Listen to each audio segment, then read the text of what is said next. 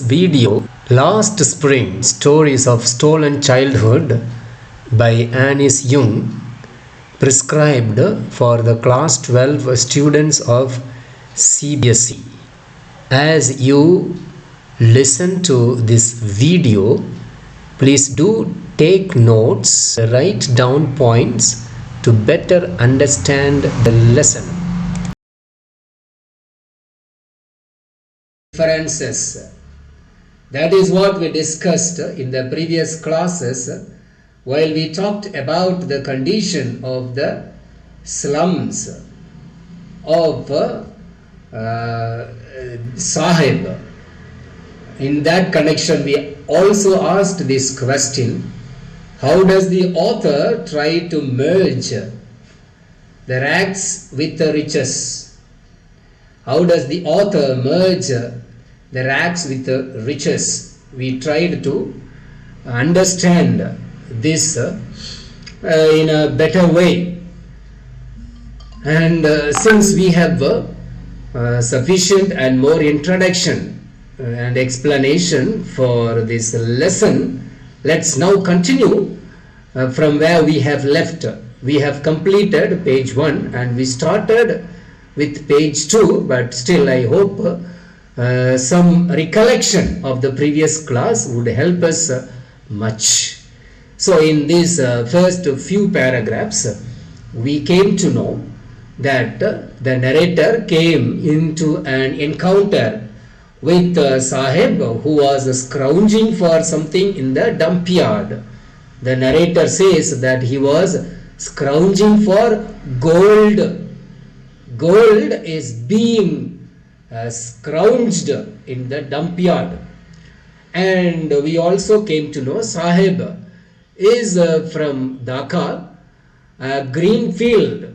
Okay, that's the description of the narrator. That means he must have, the family must have lived a very good life. They must have been richer than this.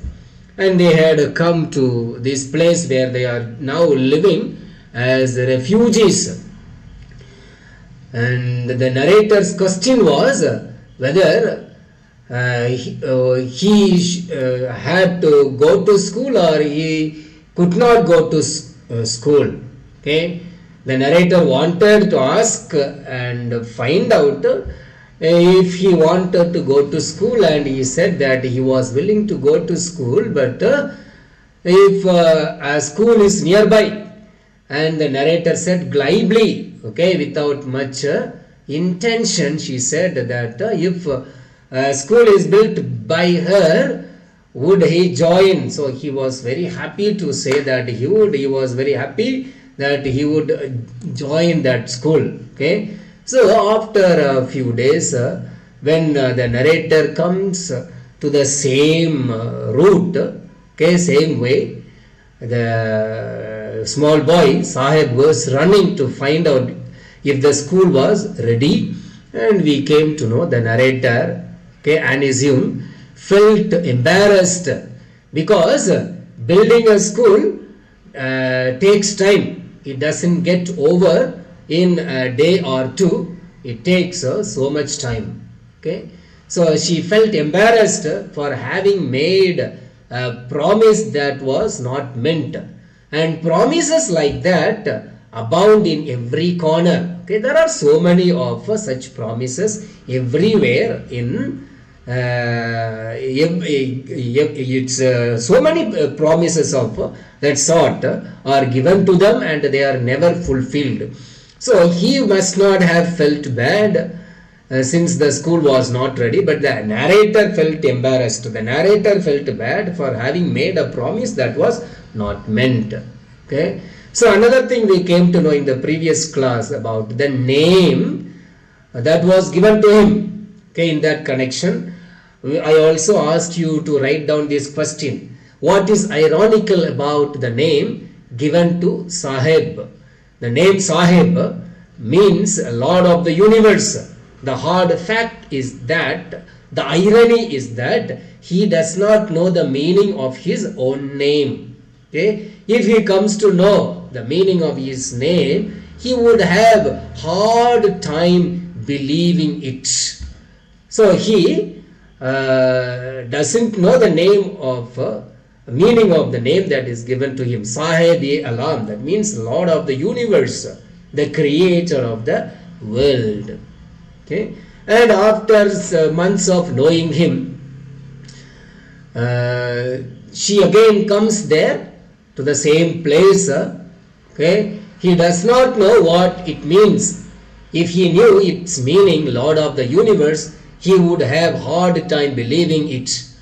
Unaware of what his name represents, he roams the streets with his friends, an army of barefoot boys. See the words used by the author, an army of barefoot boys. So it is not only Sahib who does not have a slipper, there are so many there in that slum without slippers. Okay, so they go about in the morning around the village, around the slum, and they come back in the evening.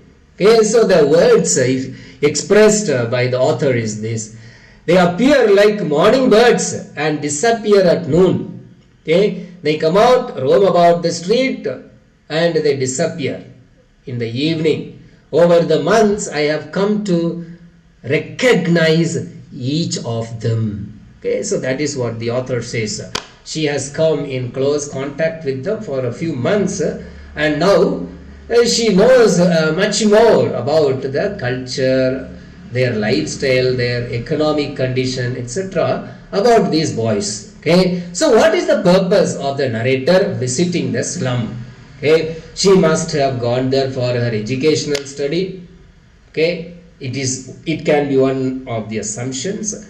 She wanted to find out and know more about their economical condition so that she could be of some help to them. Okay, she could reach out the government or other institutions, NGOs, so that they could also come to their aid. So those things also can be few of the assumptions for her visit to the slum. Okay, so the expressions that we are discussing here are important. They would be asked for 1 mark questions. So like, they appear like morning birds and disappear at noon. What does it tell us about their culture? Okay, so there may be few options. So it's not that they are living a very happy life like birds going around and coming back in the evening and taking a good sound sleep. That's not the reason. They may not have place in their houses to stay. Maybe it is a slum, there may be one room. In that room they have everything, kitchen is there, they have got a sleeping room also there. They may also have to take bath there, then they have to wash clothes. There may be one room only. Okay, so during the day they cannot most probably stay there. So that could be one of the conditions for them to go out and come back. So the questions could be twisted and turned for you to find out the correct answer. If you have understood the lesson with the background in which it was written, you will be able to write the correct answer. So now let's proceed with that. And now we are on this at this line. Why aren't you wearing chappals? I ask one. My mother did not bring them down from the shelf. He answers simply. But the fact is that he does not have slipper. But he says that his mother has not brought it down from the shelf. What does it mean? So that means they are also people with some self-respect. They just don't want to say that they don't have slippers, they don't have this, they don't have that, etc. Okay, so they also are people who want to live with some dignity in the society. So that is why the response comes from that boy like that. My mother did not bring them down from the shelf. Even if she did, he will throw them off. Another person says. Okay, Another person says, even if the mother brings down the slippers from the shelf, he will not wear, he will throw it off. Adds another, who is wearing shoes that do not match. So who gave him that shoe? Did he buy it? He would never have bought it. Okay, so had he bought, he would not have shoes that do not match with each other. Okay, so that is how their condition of life was. Very poor condition. They did not have money even to buy a pair of slippers. Okay, even if they wear slippers, that is not there. That might have been found from the dump yard where they had been scrounging for something, scrounging for gold. That is what the narrator says. That is what the author says. I want shoes, says a third boy who has never owned a pair all his life. There is another boy who says, I have never owned shoes in my life, so I want one. Traveling across the country, I have seen children walking barefoot in cities, on villages. So this is the experience of the narrator. She had made trips to the slums, and this is what she had noticed. The children walking barefoot in the cities, on the villages, etc. It is not lack of money, but a tradition to stay barefoot is one explanation. They say that they don't have the culture of wearing slippers. That is another explanation. So it does not mean that they do not have money. It is not that one. Okay, someone says. There is another explanation. The explanation comes from another slum boy or slum person. Okay, but that is not the truth. The hard fact is that they don't have money. I wonder if this is only an excuse to explain away a perpetual state of poverty. Please note down this. Okay, perpetual state of poverty. I think I have explained to you, I have given you the meaning of this one. Perpetual state of poverty. What do you mean by that? Perpetual state of poverty. Poverty that has no end. Okay, endless poverty. So all these reasons which they have given. Okay, my mother has not brought it down from the shelf. Okay, another person says it's a tradition to stay barefoot. Okay, and there are also few children who wear shoes which do not match with each other. There is one who wants to get a shoe for him because he has never bought a shoe for him. Okay, so all these are reasons to explain away the perpetual state of poverty. Okay, though they give the reason, different reason, tradition, but that's not the real reason. Okay, it is what we have to understand. An educator who goes there, you as an educator who go there, you must be able to understand. Okay, you have to be able to know the condition of the society, their economic background, etc. And that is what will help an educator know more about it, about that area. Okay. Now let's proceed. I remember a story from a man. A man from Udupi once told me. As a young boy, he would go to school past an old temple where his father was a priest. He would stop briefly at the temple and pray for a pair of shoes.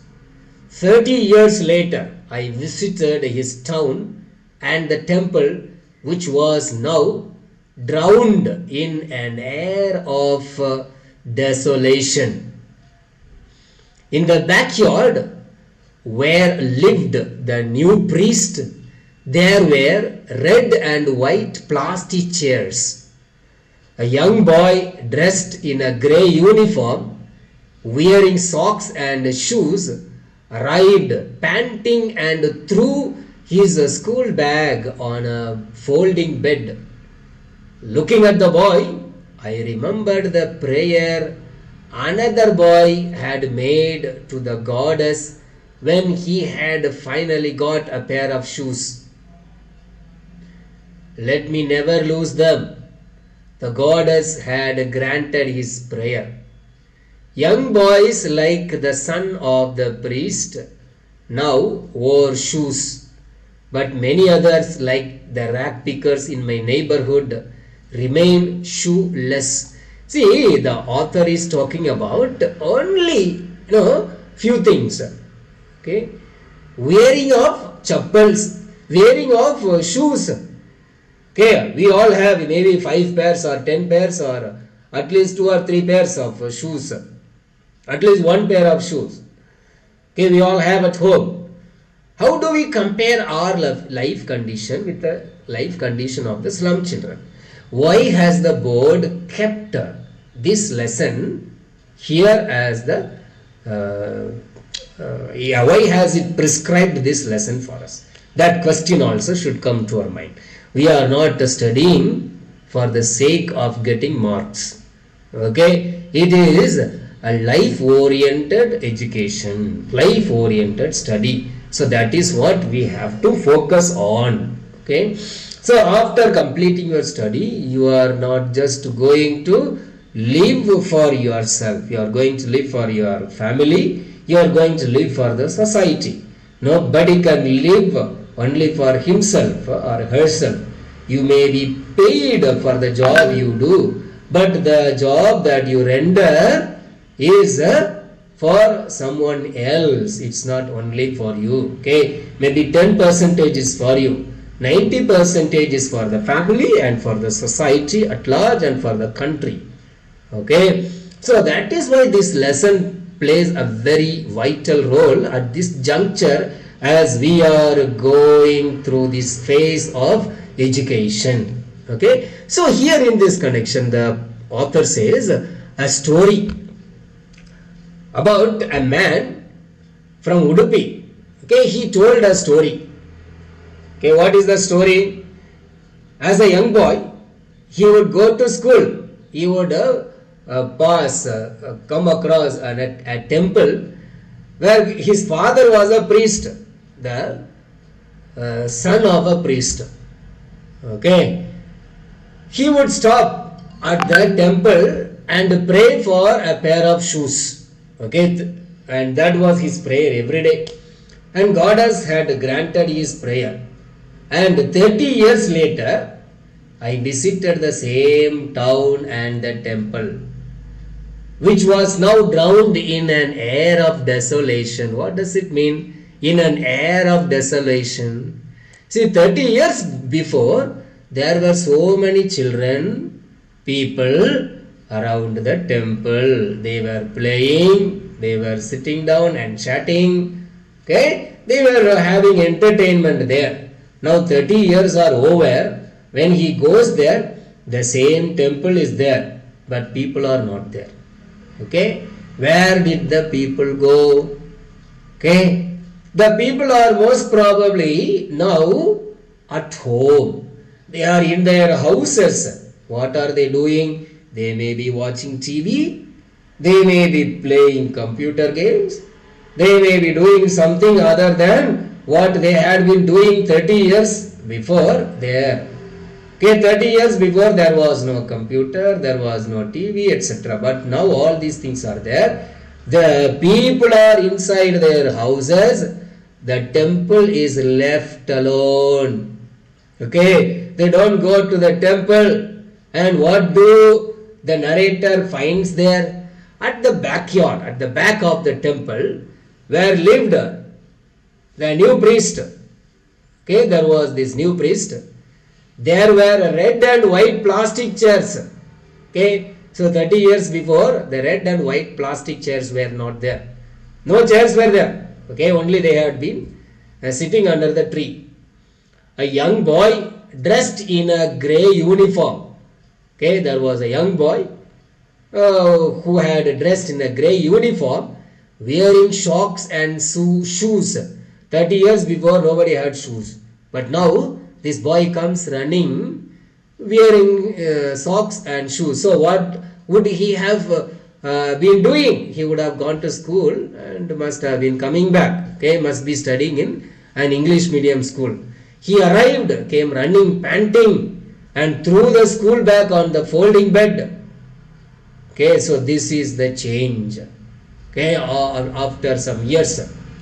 And he arrived panting and threw his school bag on the folding bed. Looking at the boy, I remembered the prayer. Looked at the boy and remembered the prayer another boy had made to the goddess 30 years before, when he had finally got a pair of shoes. What was his prayer? I have got this pair of shoes. Now let me never lose them. Let me never lose them. That was the prayer of that boy. The goddess had granted his prayer. Young boys like the son of the priest now wore shoes. 30 years before, the son of a priest who passed across the temple, who passed there, who stayed there for a while, briefly, and prayed for a pair of shoes 30 years before. But now there is another priest whose son who has a pair of shoes. He goes to English medium school. Okay, and see, that is the change. That is the change. But many others like the rag pickers in my neighborhood remain shoeless. Okay, but the question arises here.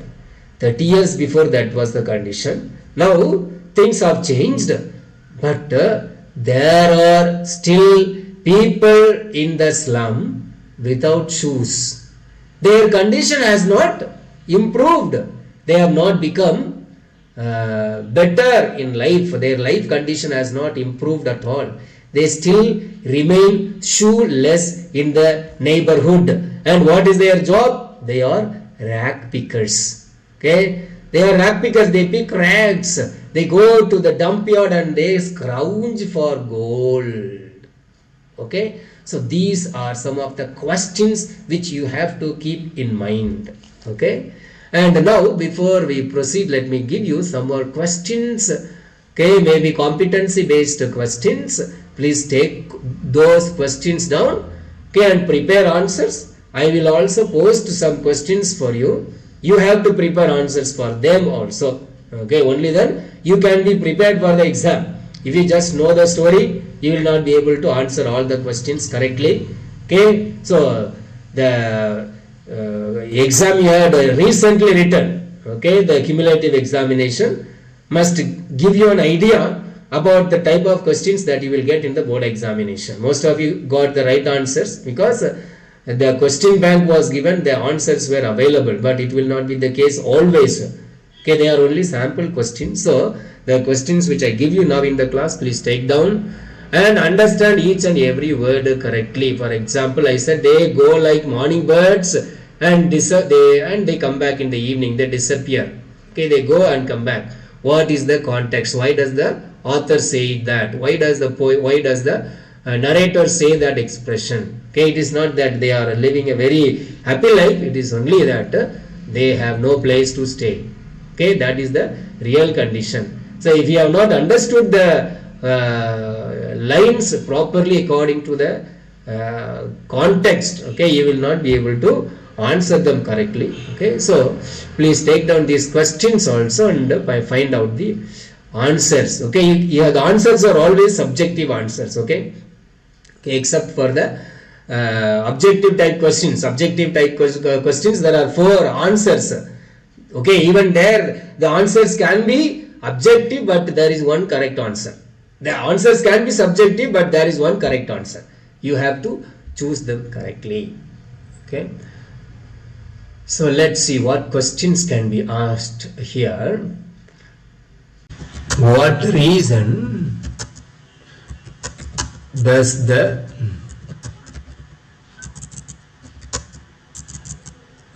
please write down this question somewhere. Does the narrator give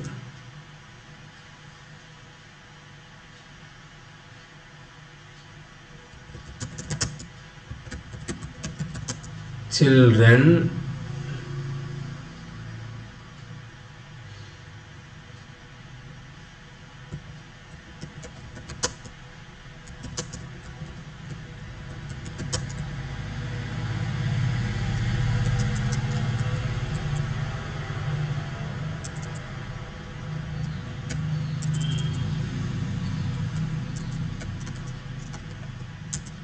staying in perpetual state of poverty. What reason does the narrator give for the children staying in perpetual state of poverty? Why do they live in the state of poverty?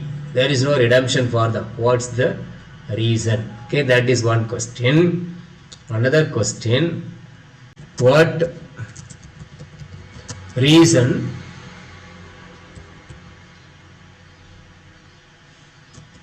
do the slum children give for not wearing slippers? For not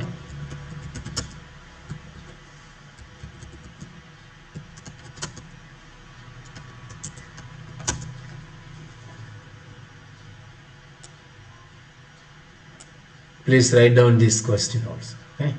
What reason does the slum children give for not wearing slippers? Then, how does the author bridge the gap of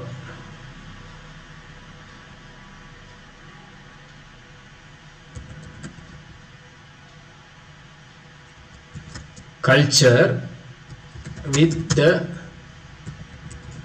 story of the man from Udupi?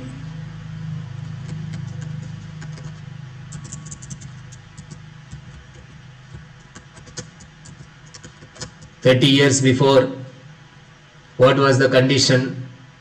Now there is another temple priest.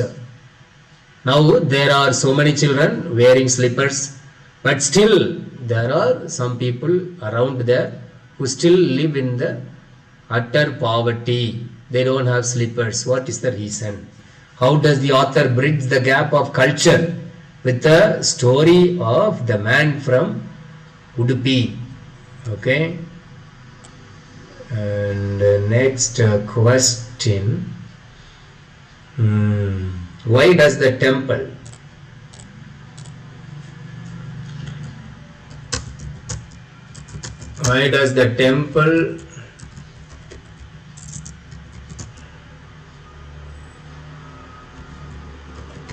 remain in an air of desolation?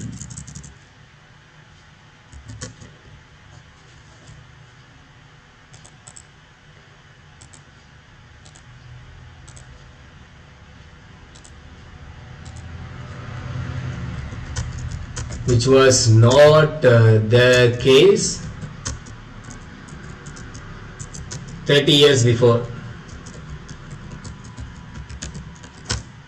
So here comes also the development of culture. Okay. Why? The temple is now deserted. People are not there.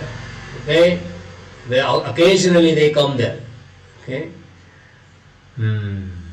Why?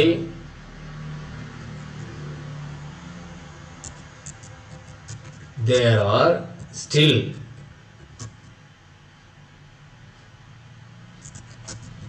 even after 30 years there are children around without shoes and slippers in that region. Okay, so these are some of the questions. There can be many more questions. Okay, these questions can be competency based questions or higher order questions. You know, most of the questions will be competency based questions only. Okay, and when it comes to English, we can't say. Okay, you have got only competency based questions. There are 2 passages for 20 marks. That's all competency based questions. If you are good in English, if your knowledge of English is good, you will be able to answer them correctly. If you don't know, if you don't understand English, then you will not be able to answer them as well as you are supposed to. So please try understanding the lesson in the context, and you must make sure that you improve your knowledge of English. It's not that you have to study the lesson and again, not needed. You have to know, you have to learn English with the help of the prose pieces which are prescribed for you. If there is any question, you are free to ask. If there is no question, you can leave now.